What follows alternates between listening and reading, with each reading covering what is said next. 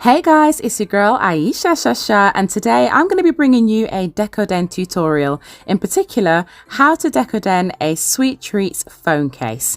Now shout out to my girl Annalisa, she makes amazing molds. Definitely go ahead and check her out at the Crafts and Glitter shop. I'll be leaving her link down below. I absolutely love using her molds. The ones that I'm using today are the large chocolate bar and the gummy bear that you just saw. I definitely do recommend her stuff. She is amazing. And as for the other molds, I'm going to be leaving links in the description box below for those stores as well. Now this next part is completely up to you. I am Lady Extra, so of course I'm going to hand make my cabochons as often as I can. I'm using UV resin for this and literally the teeniest tiniest drop of pigment. Also, even though these molds are really small, I still like to do them in layers just to make sure that it captures all of the detail. For example, this little milk chocolate bar here, it actually has the word milk imprinted on it. So I like to cure the first layer and then add the second layer on top, just to make sure that it gets all of those teeny tiny little details, because they are so small and so fiddly and it will just be a shame to miss out on that. Next, what I'm doing is I'm mixing together a very dark brown. It's practically black, but it's just a really dark brown. And I'm making my very own chocolate chips. So what I'll be doing after I've filled in this little waffle here is I literally just put teeny tiny drops of this mixture onto the back of one of my silicone molds. There you go. And I'm going to be adding that to one of the large chocolate bars. And you'll see me do that in just a moment.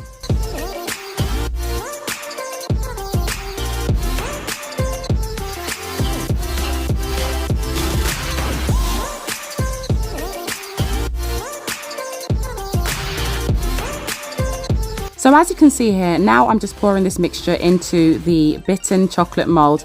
And Annalisa was very kind enough to actually make this mold specifically for me, because I've been searching everywhere for it, but in transparent form, because obviously I use UV resin more than anything else. And she was very kind and managed to get it done really quickly. So if ever there's a type of like particular shape that you would like, definitely do ask her and she will get it done for you as soon as possible. But look at how gorgeous that this turned out. Honestly, I'm so pleased with how beautiful that all those pieces looked. So pleased, in fact, that it knackered me out and I had to go to bed. So this next part is done the next day.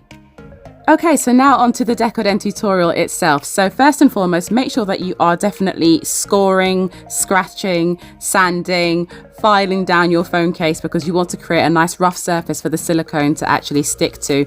Also, do make sure that your phone case has a hard back. You don't want to get one of those really bendy, flexible ones, because more than likely your project will just end up peeling off of that. So make sure that your case is hard. Once you put your silicone into your piping bag and you've attached your piping nib, then what you want to do is make sure that you are practicing your shells before you put them onto your phone case. If you're an experienced Decodener, if that's even a word, then you probably don't need to do this. But if it is your first time, definitely do practice and make sure that they are coming out really nice and full, and that they actually do look like whipped cream. You know, the whole point of this is for it to look like it's frosting on a cake. You want it to look delicious. You want to look at it as if you want to actually eat your phone. Like, that is the goal, making a phone that looks edible. Now this is just a personal preference for me, but I do like to add some sort of dimension when I am inserting my pieces. So I do put in an extra dollop of silicone before I attach most of them, just so that there's, you know, just some different elements of height in there. You don't want them all to look really flat. Like, well, you might do, but like for me personally, I like them to kind of be a little bit more at an angle, sticking up slightly. You know, I like them to just be like a big cluster of sweets. That's basically my sort of style, but of course each to their own. But for this particular one, I really wanted it to look like the cream was just bursting with sweet treats. Another tip is for you to think about your color scheme as well. So I like to try and stick to 2 to 3 colors, just so that then things don't get too messy and too crowded. It's a very crowded phone case anyway, so if there's too many colors going on, it can be a little bit of an eyesore. Here I'm using some 3-dimensional paint just to act as a delicious drizzle, and now you can see it has finished off the whole look, and this is just so aesthetically pleasing and it looks so edible, and I just want to eat it, but I can't. It's teasing me. It is so badly teasing me. Anyway, if you enjoyed this video, then don't forget to subscribe so that you don't miss the next one. And speaking of the next one, I've actually left you some tutorials here that I think will be right up your street.